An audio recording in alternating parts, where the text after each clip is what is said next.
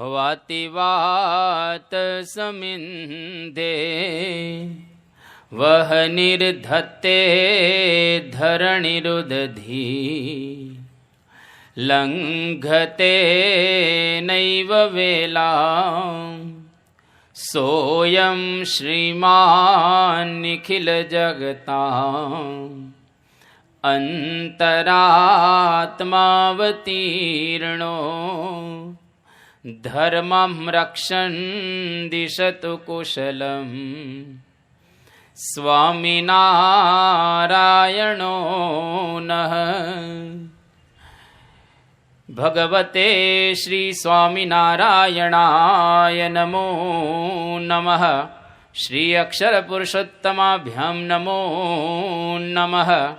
શ્રી ગુણાતીતાનંદ સ્વામી મહારાજાય નમો નમઃ. શ્રી ભગતજી મહારાજાય નમો નમઃ. શ્રી શાસ્ત્રીજી મહારાજાય નમો નમઃ. શ્રી યોગીજી મહારાજાય નમો નમઃ. શ્રી પ્રમુખ સ્વામી મહારાજાય નમો નમઃ.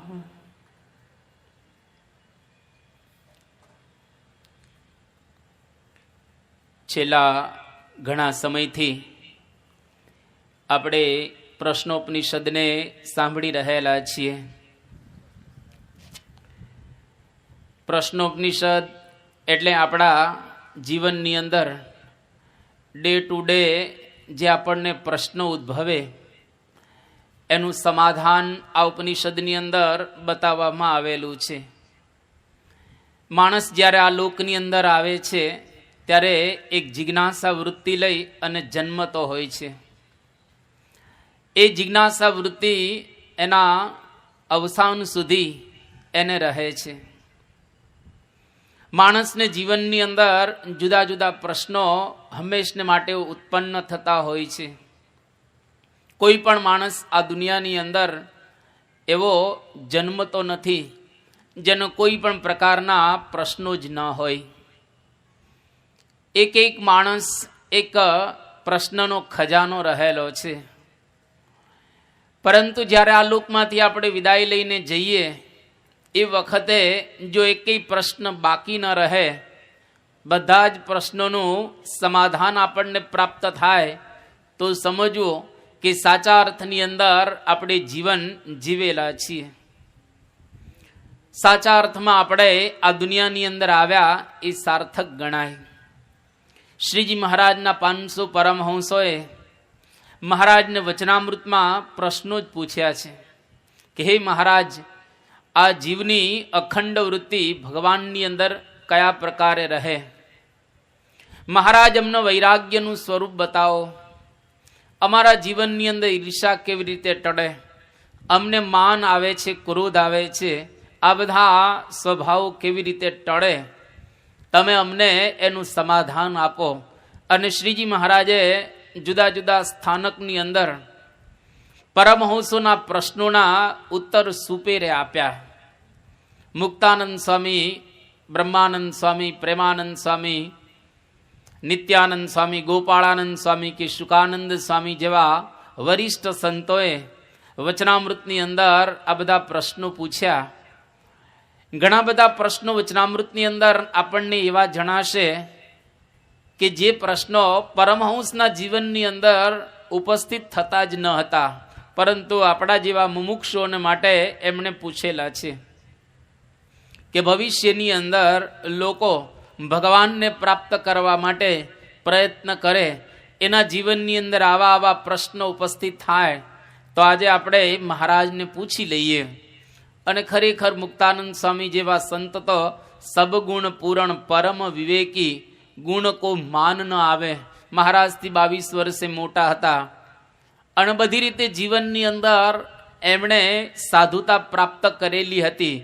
છતાં પણ વચનામૃતની અંદર સૌથી વધારે પ્રશ્ન મુક્તાનંદ સ્વામીએ પૂછેલા છે, લગભગ 90 જેટલા કે 91 જેટલા.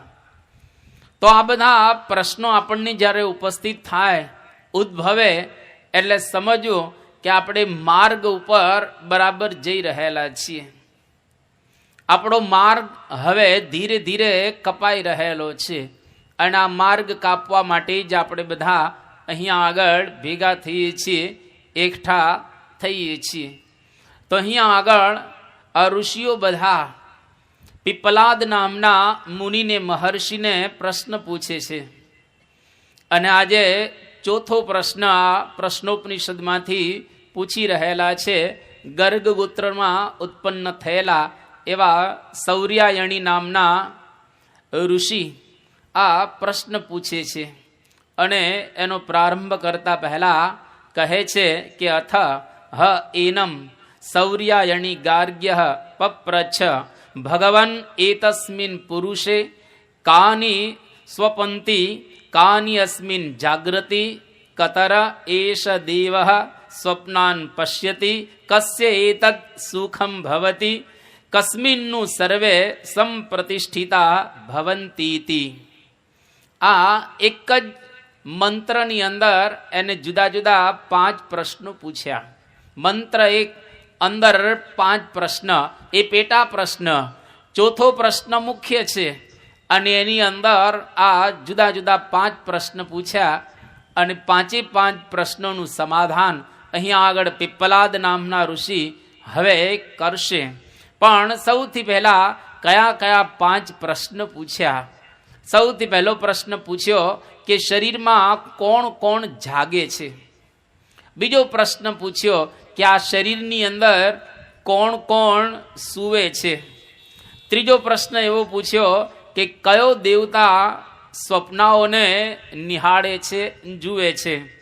ચોથો પ્રશ્ન એ પૂછ્યો કે આ સુખ શરીરની અંદર કોને થાય છે. અને છેલ્લો ને 5મો પ્રશ્ન કે કોનામાં આ બધા એકત્રિત થઈ અને રહેલા છે. કેટલા અદ્ભુત પ્રશ્ન આ પૂછેલા છે. થોડુંક એનું મૂળ તપાસીએ તો આપણને ખ્યાલ આવશે કે આવા પ્રશ્નો ઉદ્ભવે એ ખરેખર અંતરદૃષ્ટિની નિશાની છે. આવા પ્રશ્નો એના જીવનની અંદર ઉદ્ભવે એ આધ્યાત્મિક માર્ગે ચાલવાની એક પ્રકારની નિશાની રહેલી છે. સૌથી પહેલો પ્રશ્ન પૂછે છે કે આ શરીરની અંદર કોણ કોણ સૂવે છે. આપણે ઘણીવાર સભામાં સૂઈ જતા હોઈએ છીએ. ઘણા સુખિયા હોય સભાની અંદર જ સૂઈ જાય અને ઘણા સભામાં ન સૂવે તો પછી ઘરે જઈને સૂવે. પણ ખરેખર શરીરમાં કોણ કોણ સૂવે છે, આ પહેલો પ્રશ્ન પૂછ્યો. એનું સમાધાન પણ અહીંયા આગળ આપી રહેલા છે. જો અત્યાર સુધીના 3 જે પ્રશ્નો પૂછ્યા હતા એમાં 3 વાતો કરી હતી. એક શરીરની વાત કરી, બીજી ઇન્દ્રિયોની વાત કરી અને ત્રીજી પ્રાણની વાત કરી. આખે આખું શરીર આપણી સમક્ષ ખોલી અને ઋષિઓએ બતાવેલું છે. તો શરીરની વાત, ઇન્દ્રિયોની વાત અને પ્રાણની વાત આપણે બધા સાંભળી ગયેલા છીએ. જે દેખાય છે આ પંચતત્વનું બનેલું શરીર, એની અંદર 10 ઇન્દ્રિયો છે અને 5 પ્રાણ છે. આ શરીરને ભગવાને એવું રચ્યું છે કે જેના દ્વારા એની પ્રાપ્તિ કરી શકાય એવું ભગવાને સાધન બનાવ્યું. જે સાધન દ્વારા સાધ્ય એવા પરમાત્માને આપણે મેળવી શકીએ અને આને આ જન્મની અંદર મળે એવું ભગવાને ગોઠવી આપ્યું. પણ મુમુક્ષુતા જો જાગે તો, અને જો મુમુક્ષુતા ન જાગે તો આવા હજારો ને લાખો શરીરો આપણે પ્રાપ્ત કરીએ છતાં પણ ભગવાન મળતા હોતા નથી.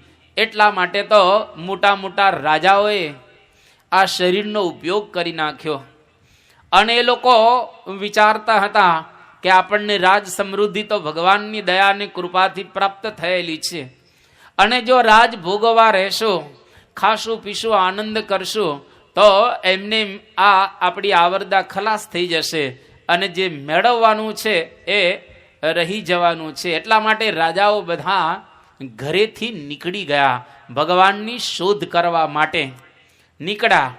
અને જે નીકળ્યા રાજા એને ભગવાન મળ્યા. ઘણા રાજાઓ એવા હતા કે જે લોકો રાજ ચલાવતા ચલાવતા પણ ભગવાનને મળવા માટે પ્રયત્ન કરતા હતા તો એમને પણ ભગવાન પ્રાપ્ત થયા. એમને પણ મળ્યા. એટલે રાજમાં કે પછી જંગલમાં જે લોકો શોધ કરે એને મળે. એટલા માટે જ આપણા શાસ્ત્રો કહે છે તમે ખખડાવો તો ખુલે, જો ખખડાવો જ નહીં તો ક્યારેય દરવાજો ખુલતો હોતો નથી. એટલા માટે શોધ કરે એને ચોક્કસ વસ્તુ પ્રાપ્ત થાય જ છે. એટલે અવશ્ય એ પ્રકારની શોધ કરવી જોઈએ. અને અમુક જ અવસ્થાની અંદર આ જીવાત્મા શોધ કરી શકે છે. અમુક અવસ્થા થાય પછી એની ઇન્દ્રિયો, એના પ્રાણ, એનું અંતઃકરણ એ કામ કરતું બંધ થઈ જાય એટલે એને શોધમાં કંટાળો આવે.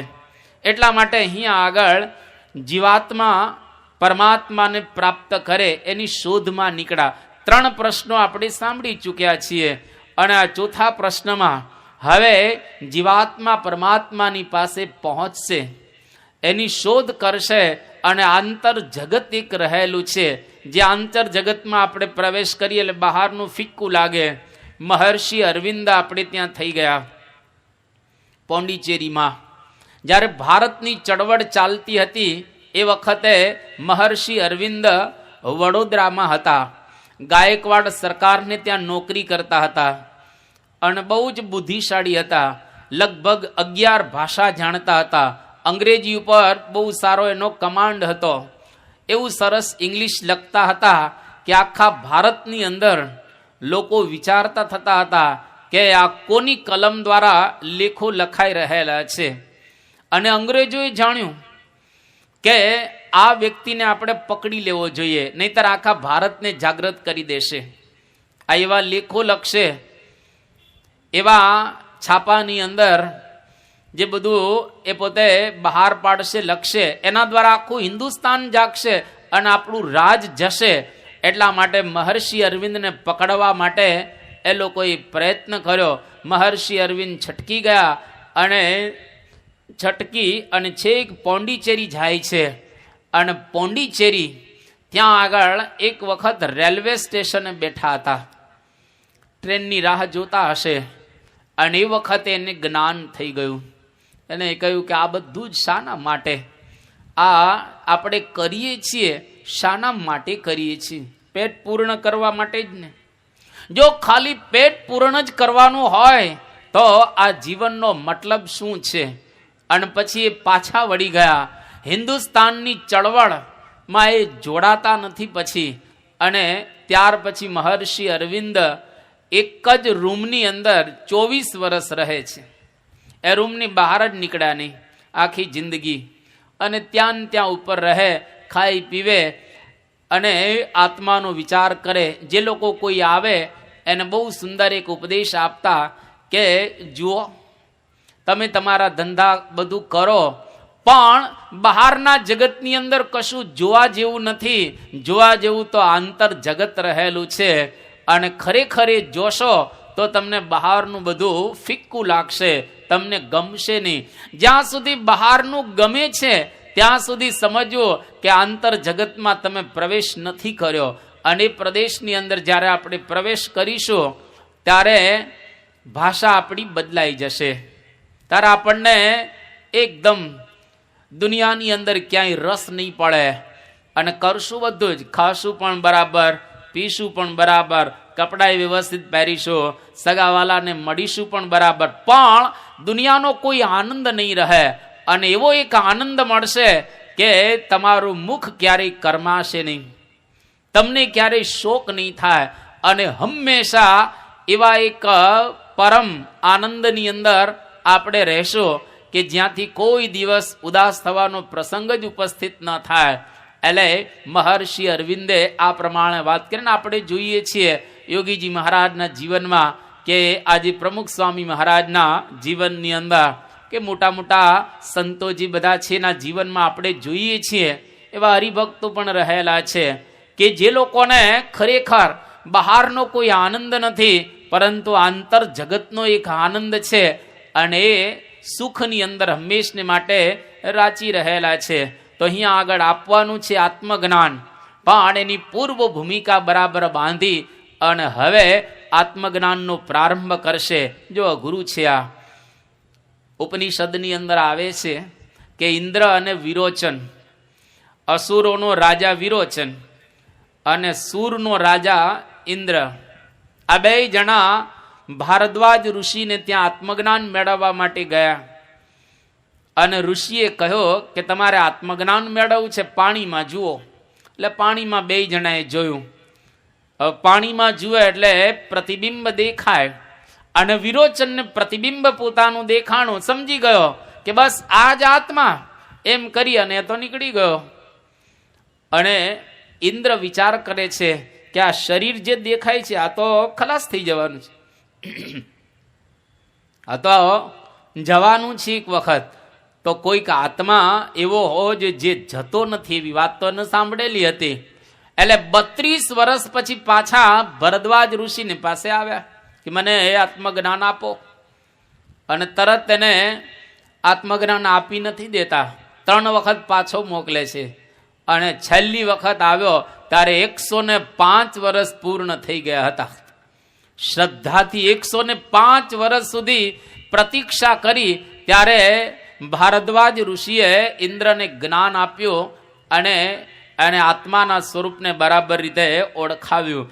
એટલા માટે ઘણી વખત પાસેની વસ્તુ જ આપણે બરાબર ઓળખી શકતા, દુનિયા આખીનું જાણીએ પણ પાસેની વસ્તુને જ આપણે બરાબર જાણી શકતા હોતા નથી. એક વખત એક ખેડૂત ભગવાન બુદ્ધની પાસે આવ્યો અને કહ્યું કે મારો બળદ બીમાર પડી ગયેલો છે, તો તમે કંઈક મને ઈલાજ બતાવો. એટલે ભગવાન બુદ્ધે એને ઈલાજ બતાવ્યો કે સીસમનું લાકડું, જેના દ્વારા તારા બળદનો આ રોગ મટી જશે, તું સીસમનું લાકડું શોધી લાવ. અને પેલો ખેડૂત બધી જગ્યાએ સીસમનું લાકડું શોધવા માટે ગયો, પ્રયત્ન કર્યો, પરંતુ કોઈ જગ્યાએ સીસમનું લાકડું ન મળ્યું. એટલે જ્યારે પાછો આવ્યો પોતાના ગાડાની પાસે, એ વખતે ભગવાન બુદ્ધે કહ્યું કે સીસમનું લાકડું તો તારા ગાડાની ધૂંસરીમાં જ રહેલું છે. તો વસ્તુ નજીક જ હતી, પણ સીસમ શોધવા માટે બધી જગ્યાએ ફર્યો. અને ભગવાન બુદ્ધ એને સમજાવે છે કે જો વસ્તુ બાજુમાં જ છે, તું શા માટે બધી ધક્કા ખાય છે? શા માટે તો કાશી કેદાર કે દ્વારિકા દોડે, જોગની જુક્તિ ન જાણી રે, ફેરા ફરીને પાછો ઘરનો રે ઘરમાં, ગોધો જોડાણો જેમ ઘાણી રે. ઘાણીનો બળદ બધી જગ્યાએ ફરે ખરો, આમ ચક્કર ચક્કર, પણ એકે ગાવ ચાલે ખરો? આખો દિવસ સવારથી સાંજ સુધી ફર્યા રાખે, કંઈ ચાલે નહીં, કોઈ અંતર કપાય નહીં. એવી જ રીતે બધી જગ્યાએ ફરીએ, પણ જ્યાં સુધી આત્માનું જ્ઞાન ન થાય, પરમાત્માનું જ્ઞાન ન થાય, ત્યાં સુધી આપણે આગળ વધેલા ન કહેવાય. એટલા માટે ફાનસ તો બરાબર જ છે. ઘણાની તમે જો ફાનસ હોય ને, એમાં કાચ હોય, તમે આમ થોડીક વાટ છે ને સંકોરો અને વધારો એટલે એમાંથી મેશ નીકળે ઉપર કાળી કાળી, અને પેલો જે કાચ હોય એને મેશ જામી જાય. એટલે અંદરનો દીવો હોય ને, એ દીવો યદ્યપી મોટો થયો હોય પણ છતાંય અંદરનો પ્રકાશ તમને બહાર ન દેખાય. કેમ? તો કે મેશ જામી ગઈ છે. મેશ જામી ગયે એટલે અંદરનો મોટો દીવો છે પણ છતાંય પ્રકાશ નથી દેખાતો. એ મેશ એટલે શું? માયા. આ માયાની મેશ જામી ગઈ હોય અને અંદર પ્રકાશ છે આત્મા અને પરમાત્માનો, પણ એને આપણે નિહાળી શકતા નથી, એને આપણે જોઈ શકતા નથી. એટલા માટે મેશ દૂર કરવા માટે, આ ઉપરનું પડ કાઢવા માટે આ ભઠ્ઠો રહેલો છે. સાફ થાય, થોડું થોડું થોડું થોડું હલે, દર શનિવારે થોડુંક તો હલે, અને જરા જરા સાફ થયા કરે, વળી પાછું બાજી જાય, વળી પાછું થોડુંક સાફ થાય. એમ કરતા કરતા એક દિવસ એવો આવશે કે બધું સાફ થઈ જશે. તો અહીંયા આગળ આ બહાર જે રહેલું છે એની અંદર માયા જામી ગયેલી છે, અને પડ જ્યારે તૂટશે ત્યારે આપણને આત્માના સ્વચ્છ રીતે દર્શન થશે. તો અહીંયા આગળ પહેલો પ્રશ્ન પૂછે છે કે કોણ સૂવે છે? ત્યારે બધા જાગે છે, કોઈ સૂતા નથી, બધા જ જાગી રહેલા છે. પણ અહીંયા આગળ એનો જવાબ આપે છે કે કોણ કોણ એ સૂવે છે.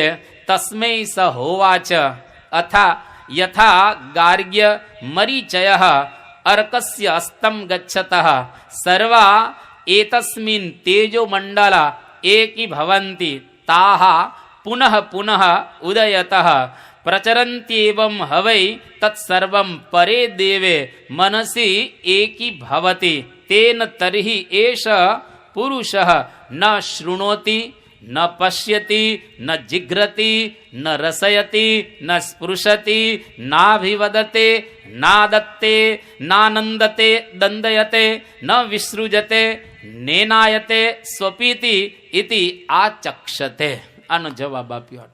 આટલો લાંબો જવાબ આપેલો છે, પણ ટૂંકમાં એનો ભાવાર્થ એવો રહેલો છે કે આ શરીરની અંદર કોણ કોણ જાગે છે. એક દ્રષ્ટાંત આપ્યું કે જેવી રીતે સૂર્યનારાયણ ઉદય થાય એટલે બધા કિરણો છે ને બહાર નીકળે આમ, અને સૂર્યનારાયણ જ્યારે અસ્ત થાય એટલે કિરણો પાછા બધા એની અંદર સમાઈ જાય છે.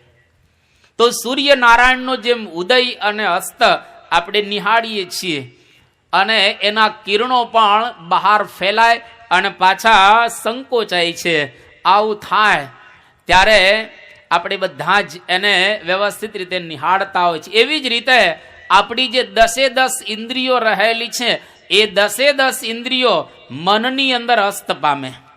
આપણું જે મન છે એ મનની અંદર 10 ઇન્દ્રિયો અસ્ત પામે એટલે સમજી લેવું કે આપણે સૂઈ ગયા. અહીંયા આગળ જાગ્રતમાં પણ આપણે સૂઈ જઈએ. ઘણા તમે જોજો અહીંયા આગળ કથા સાંભળતા સાંભળતા સૂઈ જાય, આમ સાંભળતા જ હોય, પણ ક્યારે પેલું ઝોકું આવી જાય ને કંઈ ખબર ન પડે, એકદમ સૂઈ જઈએ. કારણ એટલું જ છે કે કુંભકર્ણના પત્ની નિદ્રા દેવી હતા. કુંભકર્ણ મરી ગયો એટલે ભક્તાણી હતા, બધે રખડે, જ્યાં કથા હોય ત્યાં ખાસ જાય, કારણ કે બધા ભક્તો બેઠા હોય એટલે કોઈકની ઉપર એ સવાર થઈ જાય ને પોતે સાંભળે અને પેલા સુવડાવી દે. હા, નિદ્રા દેવી. તો જ્યારે આપણે ઇન્દ્રિયોને સંકોરી લઈએ છીએ અને મનની અંદર બધી જ ઇન્દ્રિયો લય પામી જાય, જેમ કિરણો બધા સૂર્યની અંદર લય પામી જાય, એવી જ રીતે આપણી 10 ઇન્દ્રિયો આપણા મનની અંદર લય પામી જાય એટલે આપણે સૂઈ જઈએ છીએ. જીવ સૂતો નથી, આપણું મન એની અંદર આ બધી ઇન્દ્રિયો સૂઈ જાય છે. સૂર્યનો ઉદય કે અસ્ત નથી, સૂર્ય તો છે જ, એ તો આપણને ઉદય ને અસ્ત દેખાય છે, પણ સૂર્ય તો હંમેશને માટે રહેલો જ હોય છે અત્યારના વિજ્ઞાન પ્રમાણે અને અધ્યાત્મ પ્રમાણે. એવી રીતે જીવાત્મા પોતે સૂતો નથી શરીરમાં, પણ બધી જ ઇન્દ્રિયો મનની અંદર લય પામી જાય એટલે આપણે બધા શાંતિથી સૂઈ જઈએ છીએ. અને ત્યાર પછી જીવ જાગતો હોવા છતાં આપણે એને સૂતેલો કહીએ છીએ. ભલે જાગતા જ હોઈએ આપણે અંદર, પણ છતાં જ આપણે સૂઈ ગયા હોઈએ છીએ.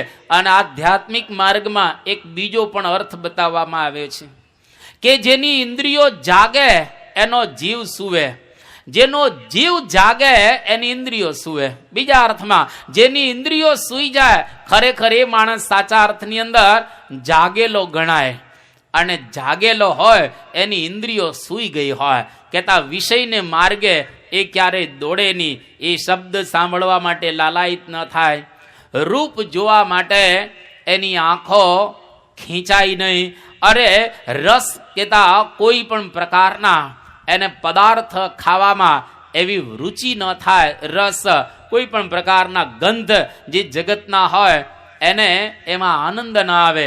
એટલા માટે તમે જુઓ આ જે વસ્તુ નાની પણ કોઈક વખત રોકી રાખે. એક વખત એક શિષ્ય એના ગુરુદેવે એમને કહેલું કે બેટા, હું જ્યારે મૃત્યુ પામીશ ત્યારે આકાશની અંદર નગારા વાગશે, અને આકાશમાં નગારા વાગે તારે સમજી લેવું કે હું ધામમાં પહોંચી ગયો. હવે શિષ્ય બહુ નિષ્ઠાવાળો હતો અને ગુરુદેવ ધામમાં સીધાવ્યા, પણ કોઈ પણ પ્રકારના નગારા ન વાગ્યા. પેલા શિષ્ય વિચાર કર્યો કે મારા ગુરુ તો કહેતા હતા કે હું જ્યારે જઈશ ત્યારે આકાશમાં નગારા વાગશે, કેમ નગારા ન વાગ્યા? શું ગુરુ ધામમાં નહીં પહોંચ્યા હોય? કોઈ વચ્ચે જ ક્યાંક ઉતરી ગયા હશે કે શું છે? એ વખતે કોઈ મોટા ગુરુ હતા એમને પૂછે છે અને એમને વાત કરી કે જો તમારા ગુરુ ધામમાં ગયા નથી. કે પણ એ તો બહુ વ્યવસ્થિત હતા, કથામાં આવતા હતા, નિયમ ધર્મ પાડતા હતા, બધી જ રીતે બરાબર હતા, એ ધામમાં કેમ ન ગયા હોય? કે તારે જો જોવું હોય તો તું જો, પેલું બોર જે ઝાડની નીચે બેઠેલા હતા એ બોરડી હતી. બોરડીમાં એક પાકેલું બોર હતું. એ પાકેલા બોરને નીચે ઉતાર્યું અને પાકેલું બોર એને એમ તોડ્યું તો એમાંથી એક કીડો નીકળ્યો. એ કે આ જ તારા ગુરુ. એ પણ આ કેવી રીતે મારા ગુરુ? એટલી વારમાં આવી ગયા? તો કે હા આવી ગયા. કીડાનો દેહ તૈયાર હતો ને ગુરુએ પ્રવેશ કર્યો એટલે ચાલતો થઈ ગયો. કે કઈ રીતે આવું બન્યું? તો કે જ્યારે તારા ગુરુને તે શૈયા ઉપર સુવડાવેલા અંત અવસ્થાએ, અને એ વખતે ગુરુની વૃત્તિ પાકેલા બોરમાં રહી ગઈ. પાકેલું બોર સરસ હતો અને એને ખાવાની ઈચ્છા થઈ ગઈ, અને ખાવાની જેવી ઈચ્છા થઈ એ વખતે એનું આયુષ્ય ખૂટી ગયું હતું. એટલે ગુરુ તો ધામમાં સીધાવી ગયા, પણ આ પાછા આવ્યા અને બોરની અંદર ખાવામાં એની વૃત્તિ લાગેલી હતી. એટલા માટે આજે બોરમાં કીડો થઈને રહેલા છે. એટલે ખાવામાં, જોવામાં, સાંભળવામાં, રસમાં, કોઈ પણ જગ્યાએ જો આપણી આસક્તિ હોય તો આપણે પાછા અહીંયા આગળ આવવાના છીએ. એટલા માટે આ ઇન્દ્રિયો જ્યારે સૂઈ જાય કે તા મનની અંદર લય પામી જાય, ત્યારે જીવાત્મા એ સાંભળતોય નથી, જોતોય નથી, સૂંઘતોય નથી, સ્વાદેય લેતો નથી, સ્પર્શય કરતો નથી, બોલતોય નથી, અને કોઈ પણ પ્રકારનું ગ્રહણય નથી કરતો, અને મૈથુનના સુખને પણ એ ભોગવતો નથી, મળમૂત્રનો ત્યાગ નથી કરતો, ચાલતોય નથી. આટલી વાત આની અંદર બતાવવામાં આવી. આપણી ઇન્દ્રિયો જ્યારે મનની અંદર લય પામે ત્યારે જીવાત્મા એકદમ અંદર સ્થિર થઈ જાય છે. કશું જ આપણે કરી શકતા હોતા નથી. એટલા માટે આને કહેવાય આ કોણ કોણ સૂવે છે, એટલે કે ઇન્દ્રિયો બધી સૂવે છે. ક્યાં સૂવે છે? તો કે મનની અંદર લય પામી જાય છે. એટલે અંદર મન જાગતું હોય, જીવાત્મા જાગતો હોય, ખાલી ઇન્દ્રિયો જ આપણી સૂઈ ગઈ હોય, અને ઇન્દ્રિયો સૂઈ જાય એટલે જીવાત્મા કશું કરી ન શકે. કોઈને બોલાવવું હોય, કરવું હોય, હાથ આમ તેમ કરવા હોય, કશું જ ન થાય, કારણ કે ઇન્દ્રિયો બધી મનમાં લય પામી ગઈ. હવે કોણ જાગે છે એ વાત કરે. કોણ સૂઈ ગયું? તો કે ઇન્દ્રિયો સૂઈ ગઈ, જીવાત્મા અને મન બે જાગતા હતા. હવે કોણ જાગે છે એનો અહીંયા આગળ 2 શ્લોકમાં જવાબ આપે છે કે પ્રાણાગ્નય એવા એતસ્મિન પૂરે જાગ્રતિ ગાર્હપત્યો હવા એષ અપાનઃ વ્યાનઃ અન્વાહાર્ય પચનો યદ ગાર્હપત્યાત પ્રણીયતે પ્રણયનાત આહ્વનીય પ્રાણ યત ઉચ્છ્વાસ નિશ્વાસૌ એતૌ આહુતિ સમમ નયતિ ઇતિ સહ સમાનઃ મનોહ વાવ યજમાનઃ ઇષ્ટ ફલમ એવ ઉદાનઃ સહ એનમ યજમાનમ અહરહ બ્રહ્મ ગમયતિ. આ પ્રકારે 2 શ્લોકની અંદર અહીંયા આગળ કહે છે કે કોણ કોણ જાગે છે. તો ઇન્દ્રિયો સૂઈ ગઈ છે. અંદર હવે જે આપણા 4 અંતઃકરણ ને પ્રાણ છે ને એ બધા જાગે છે. અંદર બરાબર છે, બહારથી કંઈ દેખાતું નથી, અંદરથી બધું જ ચાલી રહેલું છે તંત્ર. ભલે આપણે બહારથી સૂઈ ગયા હોઈએ પણ અંદરથી બધું જ તંત્ર વ્યવસ્થિત રીતે ચાલતું હોય છે. એ અહીંયા આગળ બતાવે છે કે પ્રાણ જાગે છે, અંતઃકરણ જાગે છે, અને અહીંયા આગળ એક યજ્ઞનું રૂપક આપ્યું છે. અહીંયા આગળ મંદિર થશે ત્યારે યજ્ઞ કરવામાં આવશે, અને તમે બધા પણ યજમાન પદે ઘણી વખત બેઠા હશો. ત્યાં યજ્ઞ જ્યારે થાય તો એમાં અગ્નિ હોય, અને 4-5 જે પતિ પત્નીઓની સાથે ત્યાં બેસાડવામાં આવે એક કુંડ ઉપર, અને પેલા જે બ્રાહ્મણ હોય એ આહુતિ આપે. જેવી આહુતિ આપે એટલે એમાંથી ધુમાળા નીકળે, અને એ ધુમાળો બહુ પવિત્ર હોય. એ યજ્ઞનો ધુમાળો વાતાવરણને શુદ્ધ કરે. પહેલાંના વખતમાં યજ્ઞ બહુ થતા હતા એટલે વાતાવરણ શુદ્ધ રહેતું હતું. હવે યજ્ઞ ઓછા થઈ ગયા એટલે ધીરે ધીરે આ ફેક્ટરીઓ બધી થઈ ગઈ, વાતાવરણ બગાડી નાખ્યા બધા, અને ઓઝોનનું લેયર તોડી નાખ્યું છે. આપણા દેશની ઉપર ઓઝોનનું લેયર તૂટ્યું નથી બહુ, પણ આજે તમે ઓસ્ટ્રેલિયાની અંદર જાઓ તો ઓસ્ટ્રેલિયાની અંદર ઉપરનું જે લેયર છે ઓઝોનનું તોડી નાખ્યું છે, અને આ લેયર તૂટી જાય ઓઝોનનું એટલે સૂર્યના કિરણો ડાયરેક્ટ આપણી ઉપર આવે અને ભયંકર ગરમી આપણને થાય. તો અને આપણી ચામડી ઉપર જો સૂર્યના કિરણો ડાયરેક્ટ પડે તો ચામડીના કેન્સરો થાય. એટલે વધારેમાં વધારે ચામડીના કેન્સર ઓસ્ટ્રેલિયાની અંદર થાય છે. એટલે ત્યાંના માણસો બહાર નીકળે ત્યારે અમુક પ્રકારનો પદાર્થ ચોપડીને જ નીકળે છે, કારણ કે જેથી કરી અને સૂર્યના કિરણો ડાયરેક્ટ ચામડી ઉપર ન પડે. તો યજ્ઞ વારે વારે થતા હતા એટલે વાતાવરણ શુદ્ધ અને પવિત્ર રહેતું હતું. ઓઝોન બરાબર એ સચવાતો રહેતો હતો. તો અહીંયા આગળ યજ્ઞની એક ઉપમા આપી છે કે આ 5 પ્રાણ છે, એમાં પ્રાણ અપાનને સમાન આ ત્રણેય અગ્નિ છે. કયા 3 અગ્નિ? તો કે આહવનીય અગ્નિ, ગાર્હપત્ય અગ્નિ અને દક્ષિણા અગ્નિ. આ યજ્ઞના 3 મુખ્ય યજ્ઞ છે. અને એમાં સમાન એટલે કે હોતા એટલે યજ્ઞ કરનારો. એક યજ્ઞ કરનારો હોય, બરાબર વ્યવસ્થિત મંત્ર બોલતા હોય અને વ્યવસ્થિત રીતે વેદોના ઉચ્ચારણને પણ જાણતા હોય, એવા એક હોતા હોય, હવન કરનારો આપણે કહીએ સાદી ભાષામાં. અને ઉદાન એટલે કે ફળ જીવાત્માને બ્રહ્મ પાસે લઈ જાય છે. ઉદાન નામનો વાયુ એ આ મન, અને જે આપણું મન છે એ મન આપણા શરીરની અંદર જાગે છે. અને એ મન જો બરાબર હોય તો જીવાત્માને બ્રહ્મની પાસે લઈ જાય. જો મન બરાબર ન હોય તો જીવાત્મા બ્રહ્મની પાસે ન પહોંચી શકે. એટલા માટે ભગવાન કૃષ્ણચંદ્ર ગીતાની અંદર અર્જુનને સમજાવતા એક વાત બહુ અદ્ભુત સમજાવે છે કે અર્જુન, તારું મન તું વશ કર બસ. એ વખતે કૃષ્ણ ભગવાનને અર્જુન કહે છે કે ભગવાન, તમે કહો છો કે મન વશ કર, પણ તમારું મન વશ છે એટલે તમને ખ્યાલ નથી આવતો. પણ અમે તો આ મૃત્યુલોકના માનવી છીએ, અમારું મન ચંચળ છે કે ચંચલમ હિ મનઃ કૃષ્ણ પ્રમાથી બલવત દૃઢમ તસ્યાહમ નિગ્રહમ મન્યે વાયુરીવ સુદુષ્કરમ. કે જેવી રીતે વાયુને પકડવો દુષ્કર છે, એવી જ રીતે ભગવાન મારા મનને પકડવું પણ અતિશય દુષ્કર રહેલું છે. ભગવાન કે વાત તો અર્જુન સાચી છે, કારણ કે ના તો પડાય નહીં ને. વાત સાચી છે. અસંશયમ મહાબાહો મનો દુર્નિગ્રહમ ચલમ.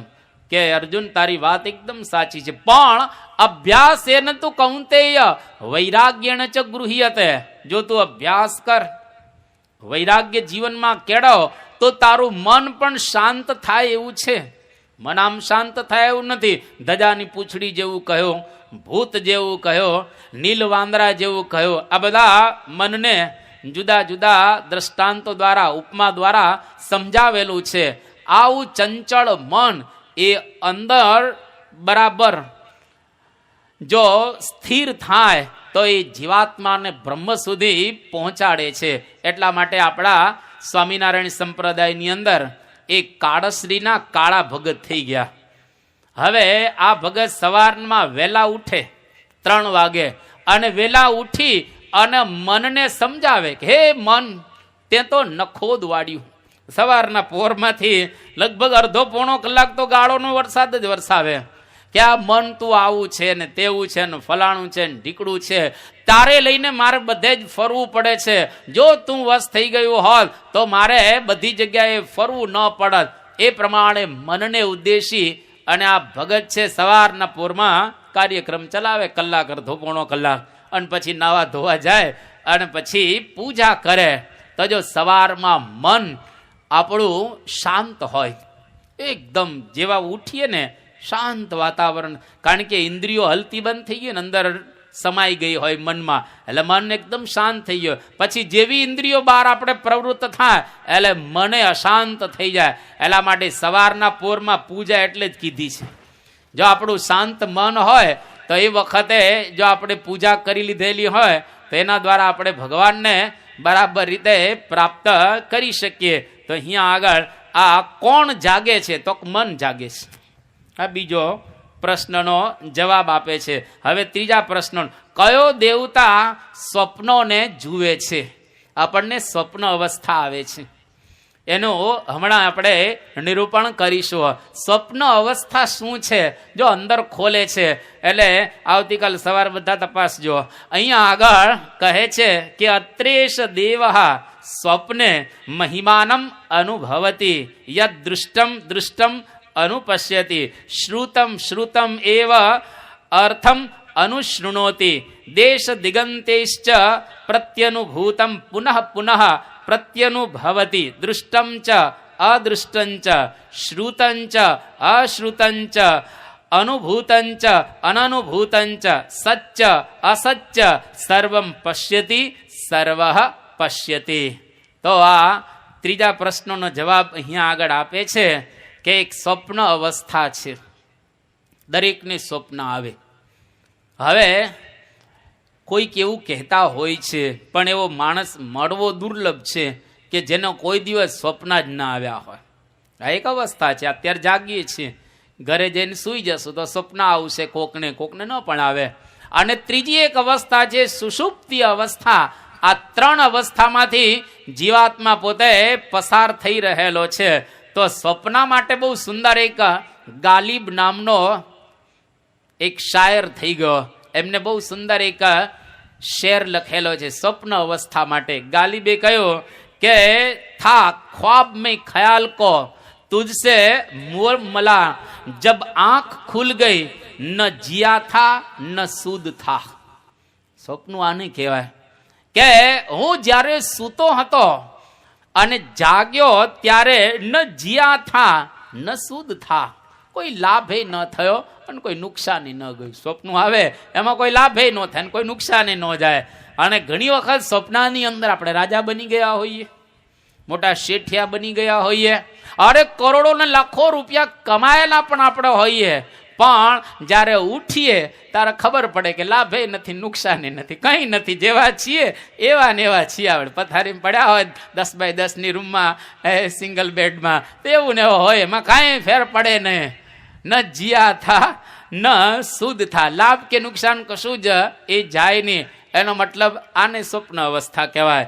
કે અવિતથ ફલાશ્ચ પ્રાય નિશાવસાન સમય દૃષ્ટા ભવંતે સ્વપ્નાહ. આ બાણ ભટ્ટ કાદંબરી નામના કાવ્યની અંદર કહે છે, એમાં એવી વાત કરે છે કે સવારના પહોરમાં નિશા અવસાન સમય દૃષ્ટા, જ્યારે રાત્રિ પૂરી થાય અને એકદમ સવારનો પહોર થઈ ગયો ઉઠવાનો, અને એ વખતે તમને જે સ્વપ્ન આવે એ પાછા સાકાર થતા હોય છે. બધાના સાકાર થાય એવું નથી, પણ કોઈક કોઈક સાકાર સ્વપ્ન થઈ જાય. આવી વાત પણ બાણ ભટ્ટ કાદંબરીની અંદર એ કરે છે. એટલા માટે ટેનિસન નામના એક લેખક થઈ ગયા, અંગ્રેજ લેખક, એમને એવી એક વાત કરી કે dreams are true while they last and do we not live in dreams. આ માણસ કેવો છે કે હંમેશા સ્વપ્ન જ્યાં સુધી ચાલુ હોય ત્યાં સુધી સાચા લાગે, અને એક પણ માણસ એવો નથી હોતો કે જ્યારે સ્વપ્ન ચાલુ હોય ત્યારે સ્વપ્ન ખોટું લાગે, બધાને સાચું જ લાગે. એક કે એક ને જ્યારે આપણને સ્વપ્ન આવે ત્યારે એકદમ સાચું લાગે. એટલે જ માણસો ત્યારથી સ્વપ્નમાં રાચતા થઈ ગયા છે. એટલે સ્વપ્ન દરેકને આવે એટલે પછી સ્વપ્નમાં રાચતો થઈ જાય કે હું આમ કરીશ ને તેમ કરીશ ને ફલાણું કરીશ ને. અને ઘણા તો કે પૂરી દુનિયા કો બદલ ડાલો, પૂરી દુનિયા કો બદલ ડાલો, લોકો એવું બોલતા હોય છે. પછી એને ખબર પડે ઘરની દિવાલ બદલવાની છે, તૂટી ગઈ છે, આ દિવાલ બદલવાની છે, બીજું કાંઈ બદલવાનું નથી. એટલે માણસોને આવા સ્વપ્ન આવે, એમાં જાત જાતના તરંગો ને વિચારો આવી જાય, અને જુદું જુદું લોકો બોલતા હોય છે. પણ જ્યારે પોતાનો વિચાર કરે ત્યારે ખ્યાલ આવે કે આટલું જ કરવા જેવું છે. એટલા માટે આપણની જ્યારે સ્વપ્નની અંદર જે મન રહેલું છે એ મન દ્વારા સ્વપ્ન આવે છે. આપણો આ કંઠ પ્રદેશ કહેવાય, ગળું. શ્રીજી મહારાજ વચનામૃતમાં કહેલું છે અહીંયા આગળ આપણને સ્વપ્ન અવસ્થા આવે કંઠ પ્રદેશમાં, ત્યાં ભગવાન એક આખી સૃષ્ટિને સર્જે છે. અને એમાં જીવ સ્વપ્નમાં જે જોયેલું હોય, સાંભળેલું હોય, અનુભવેલું હોય એને ફરી જુએ, એને ફરી સાંભળે અને ફરી અનુભવે. આપણે પહેલાં જોયેલું હોય એને જ પાછું સ્વપ્નમાં જોઈએ, પહેલાં સાંભળેલું હોય એને જ પાછું સાંભળીએ, જે અનુભવેલું હોય એને જ આપણે અનુભવીએ સ્વપ્નમાં. અને એટલું જ નહીં, પણ ન સાંભળેલું, ન જોયેલું, ન અનુભવેલું, વિદ્યમાન કે અવિદ્યમાન એવું પણ આપણને ઘણી વખત સ્વપ્નની અંદર દેખાય છે. તો સમજવું કે આ ભવનું નથી, ગયા વખત આ વખતે ઘણીવાર આપણે જોયું ન હોય એવા શહેરો દેખાય, જોઈ ન હોય એવી ગાડીમાં આપણે ફરતા હોઈએ, પછી ખબર પડે કે સાયકલ જ છે આપણી પાસે, તો આપણી પાસે કોઈ ગાડી નથી.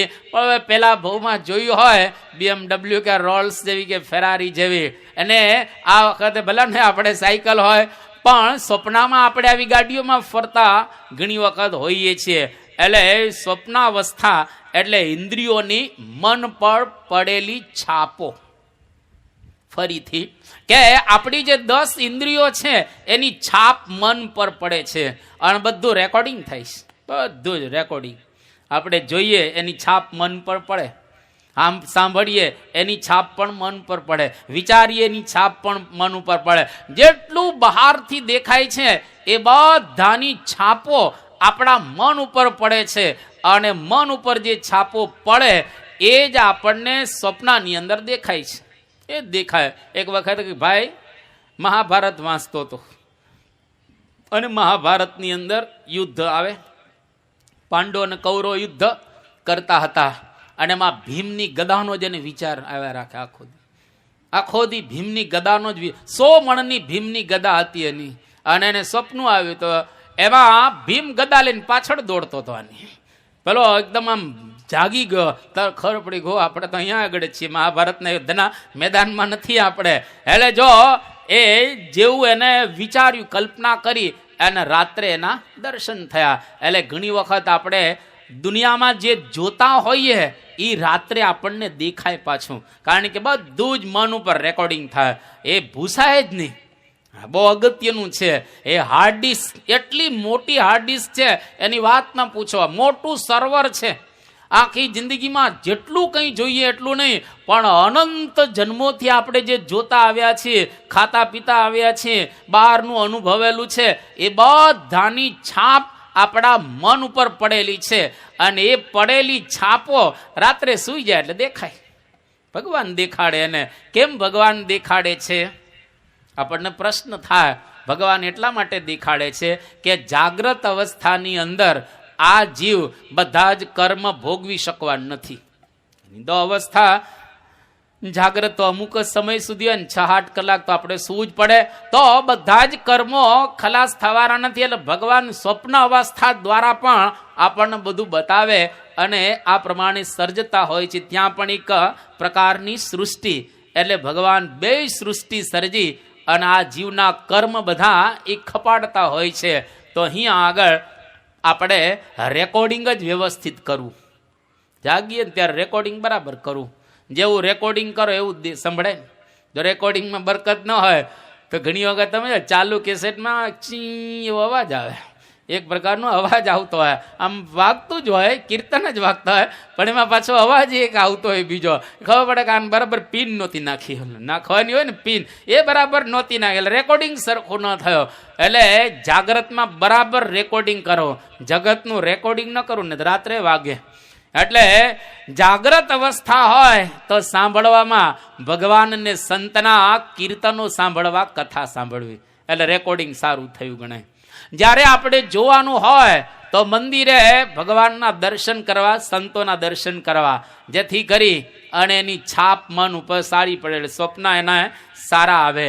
અને જ્યારે સંભાળવાનું હોય તો આપણે પ્રમુખ સ્વામી મહારાજને જ્યાં જોયા હોય, શ્રીજી મહારાજના આપણને મંદિરમાં દર્શન થયા, એના આખો દિવસ સંભાળ્યા રાખ્યો, એટલે રેકોર્ડિંગ બરાબર થાય, એ બધી છાપ મન ઉપર પડે. એટલે ઘણી વખત ઘણા હરિભક્તો સંતોને આવીને કહેતા હોય છે કે સ્વામી આજે મહારાજનું સપનું આવ્યું, આજે બાપા સ્વપ્નમાં આવ્યા, એટલો ખુશાલ થતો આવતો હોય કે આજે બાપા આવ્યા, એનો મતલબ કે આખો દી બાપાને યાદ કર્યા, બાપાને યાદ કર્યા એટલે બાપા આવ્યા, અને બીજાને યાદ કરે એટલે બીજા આવે. એટલા માટે બાપાને જ યાદ કરવા, મહારાજ સ્વામીને જ બરાબર રીતે જો આપણે યાદ કરતા હોઈએ તો સ્વપ્નની અંદર પણ આપણને એ જ દેખાય. એટલે વિશિષ્ટ જે કંઈ આપણને સ્મૃતિઓ બાપાએ આપી હોય, વિશિષ્ટ મંદિરે, એટલા માટે જો મંદિરે વાઘા બદલાય છે. કેમ બદલાય છે? દર રવિવારે તમે આવો મંદિરે દર્શન કરવા, એકના એક વાઘા નથી પહેરાવતા દર રવિવારે. સંતો જુદા જુદા શણગાર કરે છે, એટલા માટે કે આ શણગાર યાદ રહે આપણે, તો આપણી આંખ દ્વારા એના દર્શન કરીએ, એની છાપ મન ઉપર વ્યવસ્થિત પડે અને આપણને યાદ રહે, તો ભગવાનની મૂર્તિના આપણને સ્વપ્નાવસ્થાની અંદર દર્શન થાય. પણ ઘણી વખત ભગવાનના દર્શન કરવા જાય, દર્શન થયા ન થયા ને ભાગ્યો જ હોય તરત ફટાફટ. ઘણા દર્શન કરવા આવે અને કેમેરાની અંદર ફોટા પાડીને નીકળી જાય, પછી એમાં જોતા ન હોય પાછા, એમાં પાછા જુએ ને. તો એ કેમેરામાં પાડવાના નથી, આ કેમેરામાં પાડવાના છે. આપણે પાડીએ છીએ પેલા કેમેરાની અંદર, એમાં વાંધો નથી, પછી જો આપણે દર્શન કરવાના હોય તો. પણ આપણી આંખનો કેમેરો છે, એમાં ભગવાનના ફોટા બરાબર પાડવાના, અને હલવું ન જોઈએ. તો કેમેરામાં તમે હલો ને તો ફોટો ઝાંખો આવે, એકદમ ઝાંખો ફોટો થઈ જાય, મજા ના આવે જોવાની. એટલે દર્શન કરતી વખતે આંખોને સ્થિર રાખવી, અને સ્થિર આંખોએ ભગવાન અને સંતના દર્શન કર્યા હોય તો એકદમ પ્રતિબિંબ સરસ પડે અને એકદમ સારો ફોટો આવે. એની છાપ મન ઉપર વ્યવસ્થિત પડે, અને મન ઉપર સારી છાપ પડે તો સ્વપ્નમાં એકદમ અદ્ભુત મૂર્તિના અણ બાપાના આપણને દર્શન થાય. નહીતર ઘણા પાછા સવારમાં ઉઠે ને એ કહે ખરા કે આજે કંઈક સ્વપ્નું આવ્યું હતું પણ યાદ નથી. યાદ નથી એનો મતલબ શું? ઝાંખી છાપ.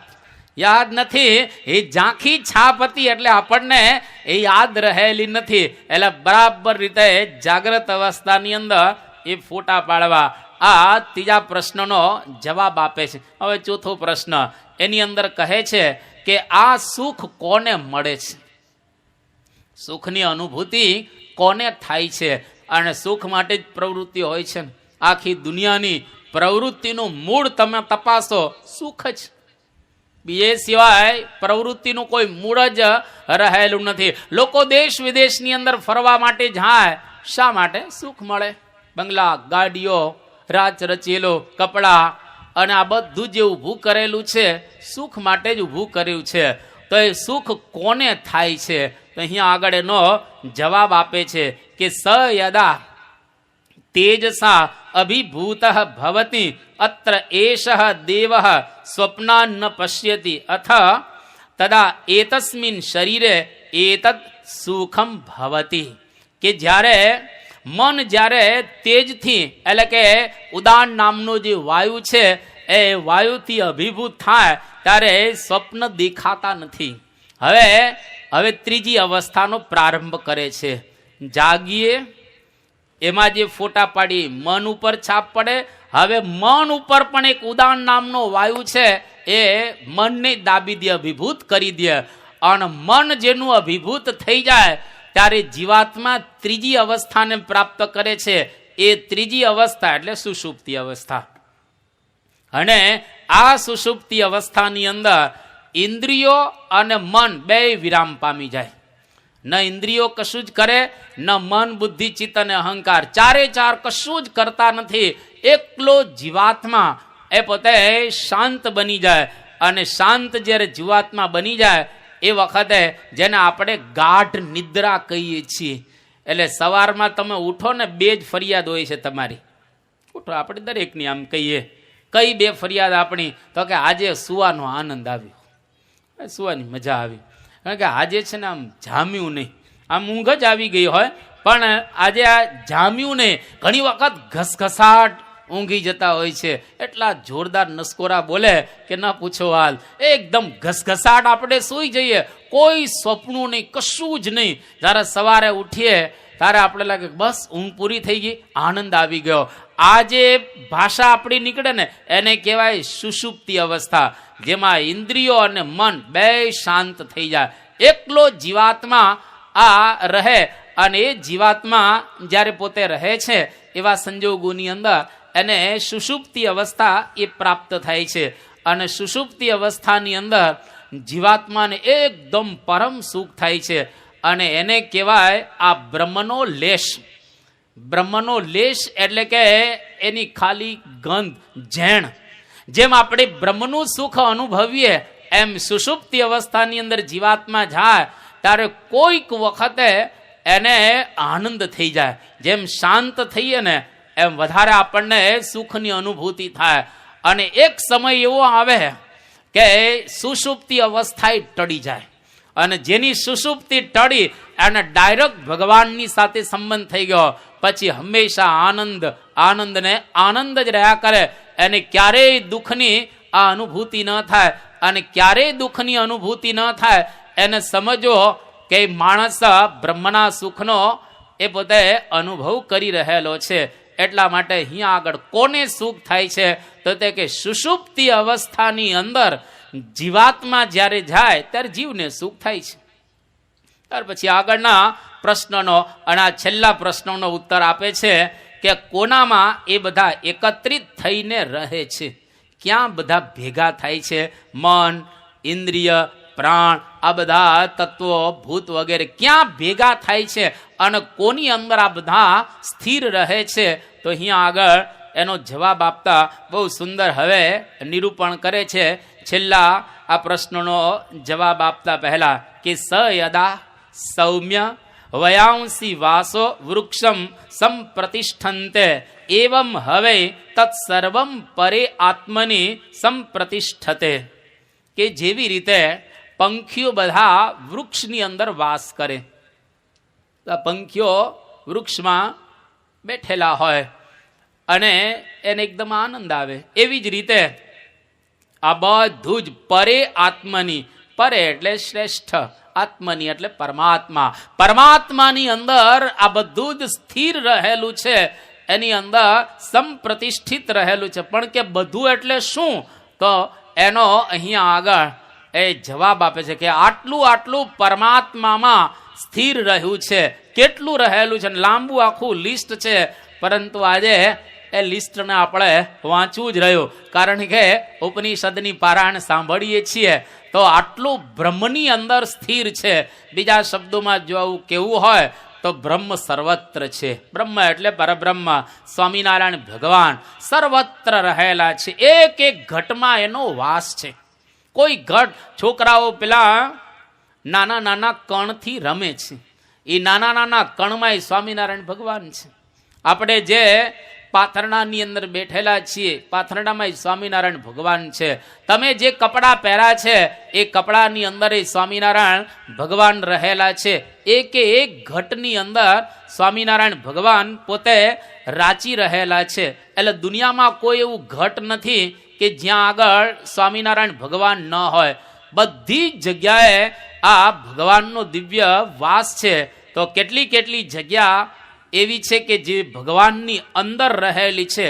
એ અહીંયા આગળ એનું નિર્વચન કરે છે કે પૃથ્વી ચ પૃથ્વી માત્રા, આપશ્ચ આપો માત્રા, તેજશ્ચ તેજો માત્રા ચ, વાયુશ્ચ વાયુ માત્રા ચ, આકાશશ્ચ આકાશ માત્રા ચ, ચક્ષુશ્ચ દ્રષ્ટવ્યમ ચ, શ્રોત્રમ ચ શ્રોતવ્યં ચ, ઘ્રાણં ચ ઘ્રાતવ્યં ચ, રસશ્ચ રસયિતવ્યં ચ, ત્વક ચ સ્પર્શયિતવ્યં ચ, વાક ચ વક્તવ્યં ચ, હસ્તૌ ચ આદાતવ્યં ચ, ઉપસ્થશ્ચ આનંદયિતવ્યં ચ, પાયુશ્ચ વિસર્જયિતવ્યં ચ, પાદૌ ચ ગંતવ્યં ચ, મનશ્ચ મંતવ્યં ચ, પછી બુદ્ધિશ્ચ બોદ્ધવ્યં ચ, અહંકારં ચ અહંકર્તવ્યં ચ, ચિત્તં ચ ચેતયિતવ્યં ચ, તેજશ્ચ વિદ્યોતવ્યં ચ, પ્રાણશ્ચ વિધારયિતવ્યં ચ. આટલું એકદમ જેને કહેવાય ઉપનિષદનું બહુ સુંદર અહીંયા આગળ નિર્વચન ઋષિ કરી રહ્યા છે અને કહે છે કે પાંચે પાંચ ભૂત, પૃથ્વી જળ તેજ વાયુ ને આકાશ, આ પાંચ ભૂત જે રહેલા છે અને 5 તન્માત્રા. તન્માત્રા એટલે ભૂતના સૂક્ષ્મ એ સ્વરૂપો, એને કહેવાય તન્માત્રા. જેમાંથી આ પૃથ્વી બને એ ગંધ છે, ગંધને તન્માત્રા કહેવાય. પૃથ્વીમાં ગંધ છે એ તો આપણે જાણીએ છીએ, પણ વેદાંત પ્રમાણે ગંધમાંથી પૃથ્વી ઉત્પન્ન થાય. હા, ઊંધું રહેલું છે. શબ્દમાંથી આકાશ ઉત્પન્ન થાય. તો અહીંયા આગળ બતાવ્યું 5 ભૂત અને 5 તન્માત્રા. શબ્દ, સ્પર્શ, રૂપ, રસ ને ગંધ, આ 5 તન્માત્રા. પૃથ્વી, જળ, તેજ, વાયુ ને આકાશ, આ 5 ભૂત 10 બ્રહ્મમાં રહ્યા છે. અને 10 ઇન્દ્રિયો અને ઇન્દ્રિયોના વિષય એ પણ બ્રહ્મની અંદર છે. 4 અંતઃકરણ, મન, બુદ્ધિ, ચિત્ત અને અહંકાર, એના વિષયો એ પણ બ્રહ્મમાં રહ્યા છે. તેજ અને તેજના વિષય જે ઉદાન નામનો વાયુ એ પણ બ્રહ્મની અંદર છે. પ્રાણ અને પ્રાણ દ્વારા ધારણ કરાતા પદાર્થો આ બધા જ બ્રહ્મની અંદર રહેલા છે. અને આત્મા પણ પરમાત્માની અંદર રહેલો છે. બધું જ પરમાત્મામય છે. જ્યાં તમે જુઓ ત્યાં ભગવાન સિવાય કંઈ નથી. એટલા માટે મુક્તાનંદ સ્વામી કહ્યું ને, જ્યાં જુએ ત્યાં રામજી, દૂસરો ન ભાસે રે, ભાત દેખી ભૂલે નહીં, અનુભવ ઉજાસે રે. તુલસીદાસ રામાયણમાં પણ આ જ વાત કરી કે સિયા રામમય સબ જગ જાની, કરહુ પ્રણામ જોરી જુગ પાની. કે જ્યાં દેખાય ત્યાં ભગવાન ભગવાન ભગવાન, સિયારામ, રામ ને સીતા. તો ભગવાનની અંદર આ બધું જ રહેલું છે. અને આત્મા પણ ભગવાનની અંદર છે. કે એશ હિ દ્રષ્ટા, સ્પૃષ્ટા, શ્રોતા, ઘ્રાતા, રસયિતા, મંતા, બોદ્ધા, કર્તા, વિજ્ઞાનાત્મા પુરુષ સ પરે અક્ષરી આત્મની સંપ્રતિષ્ઠતે. એટલે કે અક્ષરથી પર, જો આપણે ઉપનિષદોની અંદર સાંભળીએ છીએ કે આપણું તત્વજ્ઞાન છે, અક્ષર પુરુષોત્તમ આપણો આ સિદ્ધાંત છે.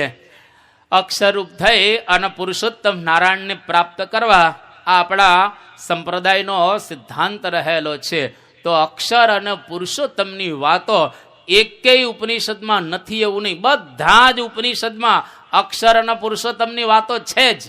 અહીંયા આગળ બહુ સ્પષ્ટ શબ્દોમાં બતાવે છે કે પરે અક્ષરે આત્મની સંપ્રતિષ્ઠતે. પરે અક્ષરે, અક્ષરથી ને પર એવા આત્મા એટલે પરમાત્માની અંદર આ પ્રમાણે બધું રહેલું છે. એ વાત કરી અને હવે આગળ બહુ સુંદર સમજાવી રહેલા છે.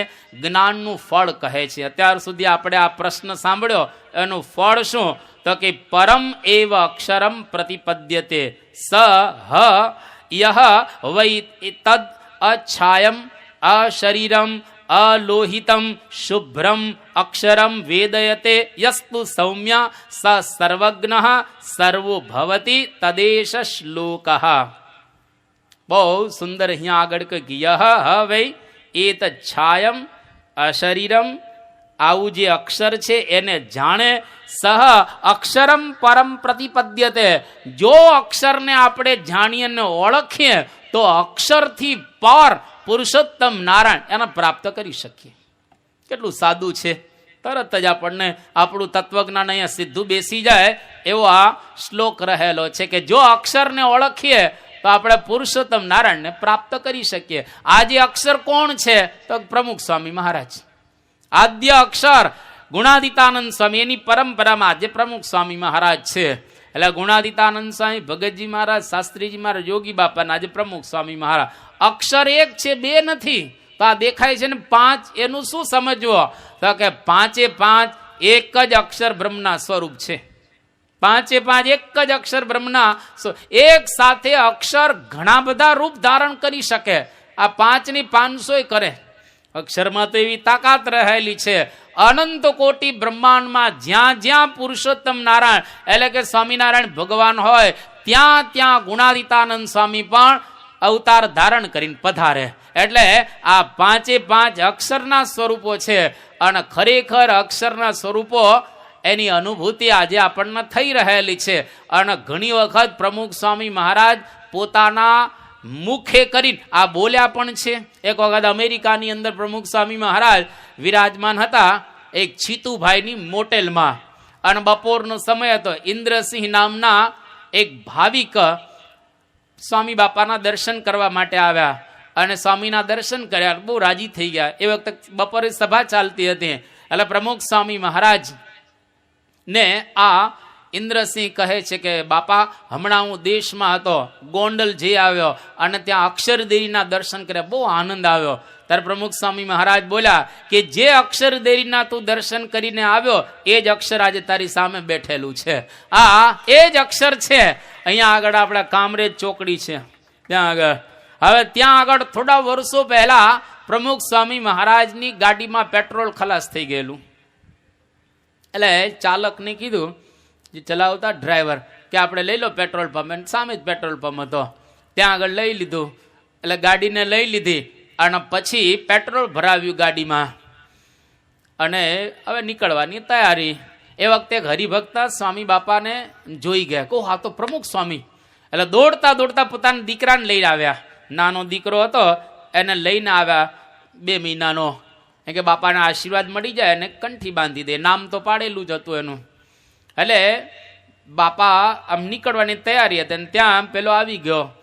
એટલે સ્વામી બાપાએ કાચ ખોલ્યો અને પેલી જે ગાડી હતી એ ગાડીમાંથી બાપા નીચે નથી ઉતરતા. પણ પેલા ભાઈએ કહ્યું કે બાપા, મારો દીકરો છે આ 2 મહિનાનો, હવે એને તમે આશીર્વાદ આપો અને કંઠી બાંધી આપો અને વર્તમાન ધરાવી આપો. એટલે પ્રમુખ સ્વામી મહારાજ પાછળ સંતો બેઠેલા, એમાંથી પ્રગટ ભગત હતા. એને કહ્યું કે લાવો ટોટી, પાણીની ટોટી. એટલે પાણીની ટોટી આપી. એટલે બાળકનો જમણો હાથ લઈ અને પાણી મૂકી, કાળમાયા પાપ કર્મ, સ્વામી બાપા બોલ્યા. અને જેવા બાપા એને કંઠી પહેરાવા ગયા ને ત્યાં પેલો બાળકે પેશાબ કર્યો. બાપાના ખોડામાં જ જીતો આવી ગયો હતો. કાચ ખોલીને લઈ લીધો નાનો બાળક, બાપાના આમ ખોડામાં જ બેઠેલો હતો. હવે ભાગ્યશાળી બાળક, બાપાના ખોડામાં એ બેસો. અને હવે બાપાએ કંઠી જ્યાં પહેરાવાનો પ્રારંભ કર્યો ત્યાં જ પેલા પેશાબ કર્યો. હવે તરત ભીનું બાપાને લાગવા માંડ્યું કંઈ. એટલે તરત જ બાળકને લઈને બાપાએ આપી દીધો. કંઠી પછી પહેરાવી દીધી. પણ થોડુંક એનું ધોતિયું બાપાનું ભીનું થઈ ગયું, પેશાબવાળું. એટલે પ્રગટ ભગત પાછળ બેઠેલા, એને ગમ્મત કરી બાપાની સાથે. એને સખા ભાવ કે બાપા, તમે આખી દુનિયામાં બધાને વર્તમાન ધરાવો, તમે આખી દુનિયામાં બધાને વર્તમાન ધરાવો. આ બાળકે તમને વર્તમાન ધરાવ્યા ને તમને ધરાવ્યા. એટલે તરત જ હવે એના બાપુજી તો આવી રીતે લઘુ કર્યું હોય, છોકરાએ પેશાબ કર્યો એટલે સ્વાભાવિક થોડા દૂર લઈને બધા સાફ કરવા જતા હતા. ત્યાં પ્રમુખ સ્વામી મહારાજ એને નજીક બોલ્યા, ગયા આવો. એટલે પેલા નજીક આવ્યા. અને જેવા નજીક આવ્યા એટલે પ્રમુખ સ્વામી મહારાજે એમના બાપુજીનું નામ પૂછ્યું કે છોકરાનું નામ શું પાડ્યું છે? કે બાપા રામ, કપિલ, નારાયણ અને આ બધા નામ પાડે એમ અમે આ છોકરાનું નામ સહજાનંદ પાડ્યું છે. ત્યારે તરત જ પ્રગટ ભગતની સામે જોઈને પ્રમુખ સ્વામી મહારાજ બોલ્યા કે અમને તો એક સહજાનંદ વર્તમાન ધરાવે, અમને બીજો કોઈ વર્તમાન ન ધરાવે. જો આ ગુણાતીત હોય એ આવું બોલે કે અમને તો એક સહજાનંદ વર્તમાન ધરાવે, અમને બીજો કોઈ ધરાવે નહીં. તો એ ગુણાતીત દ્વારા આપણને પરબ્રહ્મ પુરુષોત્તમ નારાયણ પ્રાપ્ત થશે. અહીંયા આગળ બહુ સ્પષ્ટ કહે છે કે જે અક્ષરને ઓળખે એને જાણે એને પરમ કહેતા પરબ્રહ્મ પુરુષોત્તમ નારાયણ પ્રતિપદ્ય એટલે પ્રાપ્ત કરે. જો આપણે પ્રમુખ સ્વામી મહારાજને ઓળખીશું તો શ્રીજી મહારાજની પાસે આપણે પહોંચી શકીશું. સીધું આપણું આ તત્વજ્ઞાન રહેલું છે. બરાબર પ્રમુખ સ્વામી મહારાજને ઓળખવા, સ્થૂળ દ્રષ્ટિએ નહીં પણ આધ્યાત્મિક દ્રષ્ટિએ. સ્થૂળ દ્રષ્ટિએ તો બાપાએ 700 મંદિરો બાંધ્યા, 842 સાધુ કર્યા, દેશ વિદેશની સત્સંગ મંડળો સ્થાપ્યા, 2 પાર્લામેન્ટમાં એનું સન્માન થયો અને આજે 5 દિવસે એક નવું મંદિર કરી રહ્યા છે. આ પ્રમુખ સ્વામી મહારાજનો સ્થૂળ પરિચય રહેલો છે. પણ એમનો સાચો પરિચય એ તો પુરુષોત્તમ નારાયણ એને ધારણ જે તત્વે કર્યા છે એ સાક્ષાત અક્ષર બ્રહ્મ એ તત્વ રહેલું છે. આ એનો અસલ પરિચય રહેલો છે કે જેના દ્વારા પુરુષોત્તમ નારાયણ આ ધન્ય ધરા ઉપર અત્યારે વિચરણ કરી રહેલા છે. એમને જો આપણે બરાબર ઓળખીએ તો પુરુષોત્તમ નારાયણને એ પ્રાપ્ત કરી શકીએ. અને છેલ્લે અહીંયા આગળ કહે છે આ જ્ઞાનનું ફળ કે વિજ્ઞાનાત્મા સહ દેવૈશ્ચ સર્વૈ પ્રાણા ભૂતાની સંપ્રતિષ્ઠન્તિ યત્ર તદ અક્ષરમ વેદયતે યસ્તુ સૌમ્ય સહ સર્વજ્ઞ સર્વમ એવ આવિવેશ ઇતિ. કે જેમાં બધા જ પ્રાણો, પાંચ ભૂત, ઇન્દ્રિયો, અંતઃકરણ, એની સાથે જીવાત્મા જે આશ્રય લે છે એવા જે પરમાત્મા પુરુષોત્તમ નારાયણ એને જે જાણે એ વ્યક્તિ સર્વજ્ઞ થઈ જાય, એ બધું જ જાણતો થઈ જાય. જો આપણે અક્ષરને ઓળખીશું તો પરમાત્માને પ્રાપ્ત કરી શકીશું, અને પરમાત્માને જો સાચા અર્થની અંદર આપણે જાણીશું તો સહ સર્વજ્ઞ ભવતી, એ સર્વજ્ઞ થાય છે. આપણે પણ બધું જ જાણતા એ થશો અને આપણે પણ અક્ષરધામના દિવ્ય અધિકારી બનીશું. એટલા માટે અહીંયા આગળ આ પ્રશ્નની સમાપ્તિ કરી રહેલા છે કે અક્ષરને ઓળખી પુરુષોત્તમ નારાયણને પ્રાપ્ત કરી અને સર્વજ્ઞ થઈ અને આ પૃથ્વી ઉપરથી આપણે વિદાય લઈએ, એ ખરેખર આ મનુષ્ય જન્મનું એ સાફલ્ય રહેલું છે. તો આવી એક સાર્થકતા આ દેહની અંદર રહે, આ દેહની અંદર રહે, આ દેહની અંદર રહે, આ દેહની અંદર રહે, આ દેહની અંદર રહે, આ દેહની અંદર રહે, આ દેહની અંદર રહે.